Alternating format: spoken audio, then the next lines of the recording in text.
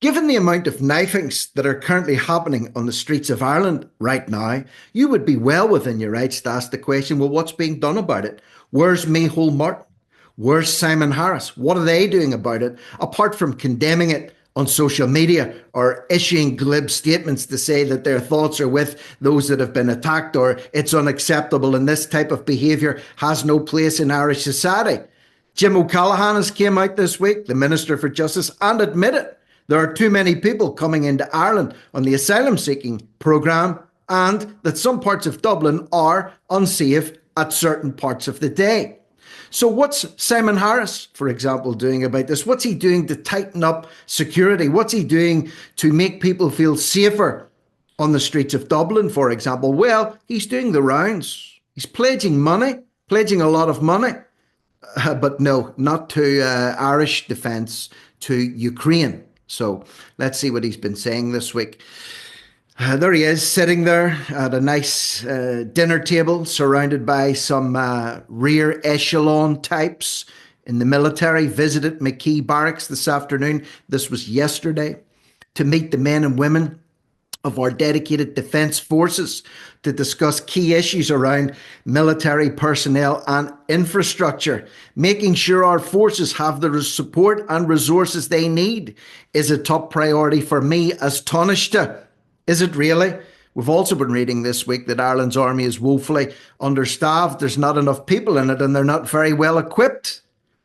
And he's talking about sending Irish defence forces overseas, possibly into Ukraine, possibly into the Middle East. This is an article that was taken from the Journal, just published in the Journal. Could Irish peacekeepers be deployed to Ukraine? Ukraine, if Irish peacekeepers are going to be deployed anyway, they should be deployed to Balbriggan. Apparently the Gardaí have said that there's a crew operating there, people going around stabbing other people, getting involved in knife crime and who knows what. What about sending some Irish peacekeeping forces to Balbriggan? What about sending some to Cork? Maybe up to Galway?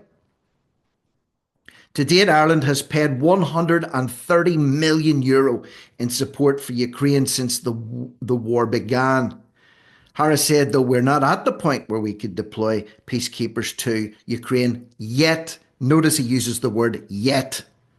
So Harris has said the government is not at the point yet of deciding whether Irish peacekeepers will have a role, which hints that they could well have a role, and that this goon is going to be responsible for sending Irish people into another country to possibly be slaughtered by the Russians in a war that they can't win.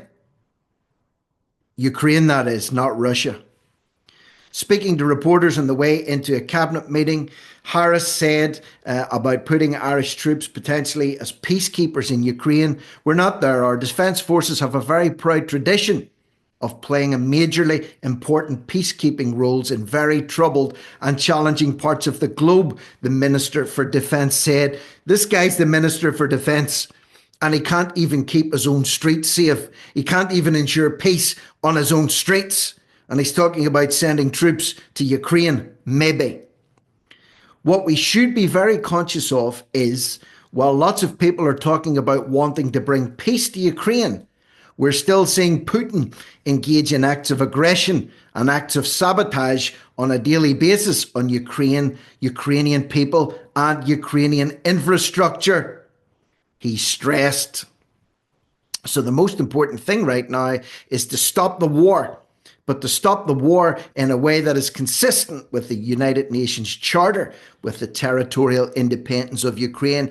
Sending Irish forces, peacekeeping forces to Ukraine will accomplish absolutely nothing. And in fact, the only thing it will achieve is possibly the death of the men or the women that are sent out there to keep the peace. That's what it will accomplish. A little bit like the net zero nonsense in Ireland. Even if we were to reduce our carbon emissions to nothing, to zero, it won't make a jot or a drop in the bucket difference globally. Look at the amount of pollution China's pumping out there, destroying the environment, raising world temperatures. I think not. So in the same token, sending Irish peacekeeping forces to Ukraine, what exactly will it achieve? Apart from virtue signalling on the point of Harris, while he sits like a gimp at that table with all these other people, let them go first. Let Harris lead the way. Let Harris go into Ukraine as the head of the Irish peacekeeping force. Let him don his flak jacket and his helmet. Give him a gun if he needs one and send him out to the front lines. Do you think he would do it? He wouldn't do it in a million years, but he would think nothing of signing a piece of paper and sending your sons and daughters over there to be cannon fodder. That's the way Simon Harris is. Irish Defence Forces Commander Liam MacDonald told the Journal that there are two regions that forces could possibly be deployed into: the Middle East to support operations in Lebanon. And with Europe, you're looking at either the Balkans, or recently now, you could be looking at deployment into Ukraine. However, that is not a soldier decision. It's not a military decision. It's a political decision. So the political decision will be made by Simon Harris, for example, who doesn't know his ass from his elbow. Apparently, he's a glorified T-boy. So the decision will not fall to generals or brigadiers. It will fall to Harris, for example. A political decision. Prime Minister Starmer this week, another absolute unit, said that he was willing to put our own troops on the ground if necessary in response to what he called a once-in-a-generation moment for the collective security of our continent. Absolute bunkum. Let Starmer go first. Let Starmer lead the way. Send him out first in the mine-sweeping unit.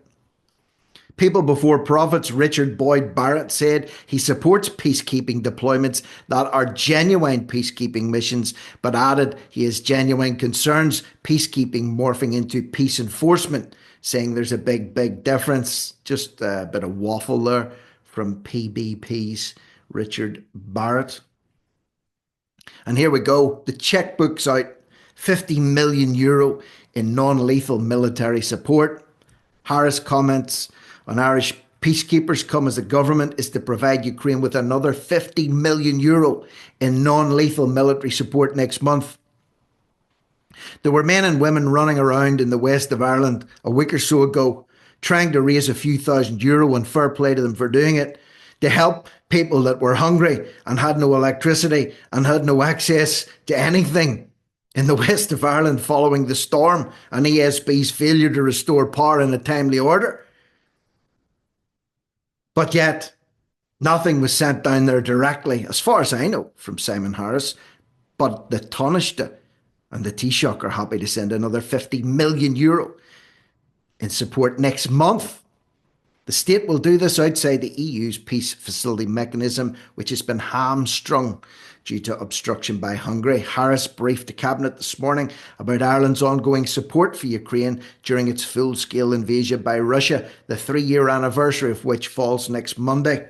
A unilateral move to provide the €50 million of support comes as Ireland has struggled to fulfil commitments to provide €250 million in support to Ukraine under the EU-wide mechanism. And let's not forget, the doors have been thrown open here also for I don't know how many so-called Ukrainian refugees to flood into the country over the last 3 years. Housed, fed, watered, educated, medically treated. Maybe some were genuine, maybe some were just chancers. If you go onto Airbnb today and search Ukraine, you'll find a lot of places offering really good deals and a lot of people going there. It's a very big country. The violence was really contained in the one area in the east. Ukraine's huge. Why didn't they just flee into the west or the north or the south? Coming all the way to Ireland.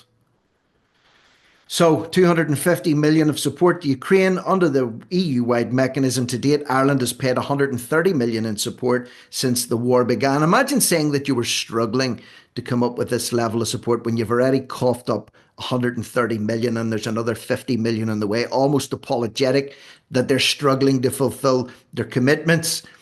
The Taoiseach has told Cabinet he believes Ireland needs to issue a strong statement of solidarity with Ukraine ahead of the anniversary of the full-scale invasion.